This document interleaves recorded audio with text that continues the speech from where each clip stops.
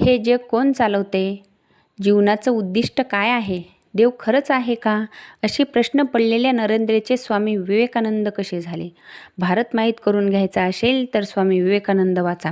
त्यांच्यात केवळ सकारात्मकता आहे. स्वामी विवेकानंदांचा जन्म 12 जानेवारी 1863 रोजी झाला. त्यांचं मूळ नाव नरेंद्रनाथ दत्त, त्यांची आई भुवनेश्वरी देवी, वडील विश्वनाथ दत्त. विवेकानंद हळूहळू मोठे होऊ लागले. 1880 कोलकाता येथे कॉलेजमध्ये स्वामी विवेकानंदाचे ॲडमिशन झाले. साहित्य आणि तत्त्वज्ञानाचा अभ्यास सुरू झाला. पाश्चात्य तत्त्वज्ञान आणि भारतीय श्रद्धावादी यांची सांगड कशी घालायची, हा प्रश्न नरेंद्रला भेडसावत असे.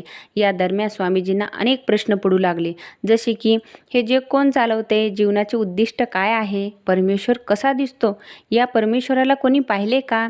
या सगळ्या प्रश्नाची उत्तर शोधताना सन 1881 स्वामीजींची रामकृष्ण परमहंसाची भेट झाली. पुढे रामकृष्ण परमहंस स्वामी विवेकानंदांचे गुरु झाले.